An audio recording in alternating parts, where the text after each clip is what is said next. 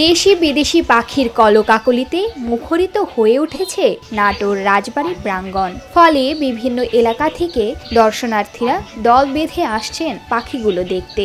ভোর থেকে সন্ধ্যা অবধি পাখিগুলোর কিচিরমিচির আওয়াজে মুখরিত হয়ে উঠেছে পুরো রাজবাড়ী এলাকা। নাটোর রাজবাড়িতে ঘুরতে আসা দর্শনার্থীদের জন্য আলাদা সৌন্দর্য এনে দিয়েছে এই পাখিগুলো। আমি মাঝে মধ্যে এখানে আসি, বিভিন্ন রকমের প্রোগ্রাম হয় আমাদের এই রাজবাড়িতে, যেমন ধরেন পহেলা বৈশাখ, তারপরে হচ্ছে বিভিন্ন ধরনের পূজা, অনেক কিছুই হয়। তো এই পাখিগুলোকে ভালো লাগে, আর এই পাখিগুলো আমরা চাই কর্তৃপক্ষ সংরক্ষণ করে রাখুক আর সবাই যেন দেখতে পায়।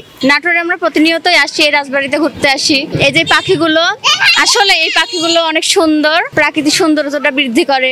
তো আমরা সবাই চাই, দর্শনার্থী হিসেবে চাই পাখিগুলো সংরক্ষণ করা উচিত, তাহলে সব দর্শনার্থীদের চোখে পড়বে। শীতের শুরুতেই হাজার হাজার পথ পাড়ি দিয়ে ছুটে আসে বিদেশি অতিথি পাখিরা। বিভিন্ন এলাকা থেকে পাখি প্রেমীরা দল বেঁধে আসছেন বিভিন্ন জাতের অতিথি পাখিগুলো দেখতে। বড় গাছের মগডালে বাসা বেঁধে পাখির বিভিন্ন অঙ্গভঙ্গি, উড়ে চলা, নীরবে বসে থাকা, এসব মানুষকে আকৃষ্ট করে। তাই দূর দূরান্ত থেকে লোকজন এক নজর পাখি দেখার জন্য ভিড় জমান এখানে। পাখিগুলোর যেন কেউ ক্ষতি না করে সেজন্য প্রশাসনের দৃষ্টি আকর্ষণ করেছেন দর্শনার্থীরা। এখানে অনুষ্ঠান হচ্ছে, আর এই যে অতিথি পাখিগুলো দেখতে আসলে খুব সুন্দর। আর এই শীতকালে অতিথি পাখিগুলো আসে, অদ্ভুত সুন্দর লাগে দেখতে। সব পাখিগুলো একসঙ্গে মিলেমিশে থাকে, দেখতে আসলে খুব সুন্দর লাগে। আমরা দূর থেকে আসছি, পাখিগুলো দেখতে অনেক সুন্দর লাগতেছে। আমরা চাই পাখিগুলোর সংরক্ষণ থাক, অনেক সুন্দর লাগতেছে, আরো অনেক লোকজন দেখবে, সুন্দর বলবে। এটা দেখেছি প্রায় 5 বছর হচ্ছে, মাঝে 1 বছর ছিল না, ওই অত্যাচারের জন্য সব হারাই এইরকম করে দিয়েছিল। গতবার ছিল না, আবার এবার এসে দেখছি পাখি আছে, সব তাম্বু টাম্বু করে দিয়েছে, তার মানুষ হাঁটতে পারতো না। এখন চাচ্ছি হোক, আরো ভালো হোক, আরো জমজমাটে ভালো লাগবে, চাচ্ছি যাতে জিনিসটা স্থায়ী থাকে। এই পাখিগুলো আমার কাছে অনেক ভালোই লাগে, কারণ এই পাখিগুলো দেখতে অনেক সুন্দর এবং এগুলো অনেক বড় হয়। এদের যখন বাচ্চা হয় আর কি, তখন দেখতে যা অনেক সুন্দর লাগে, এটা বলে বোঝানো যাবে না। অনেক একদম গিজ গিজ গিজ গিজ করে এবং তাদের ভোরের যে কোলাহলটা, তা আমার কাছে অনেক ভালো লাগে।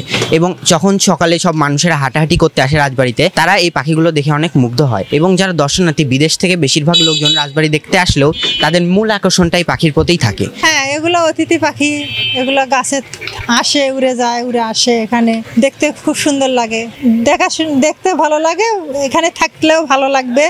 আপনারা সেই ব্যবস্থা করেন।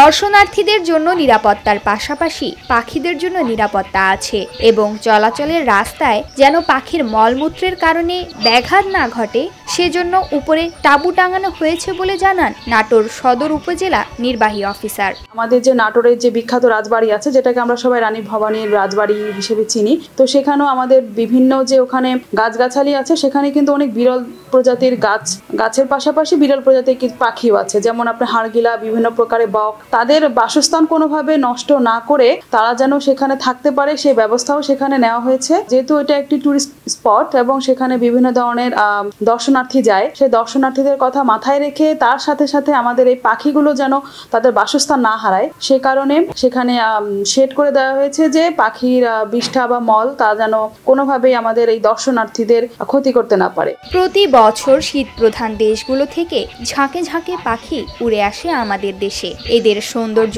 উপভোগের পাশাপাশি পাখিগুলোর নিরাপত্তা নিশ্চিত করাও আমাদের দায়িত্ব।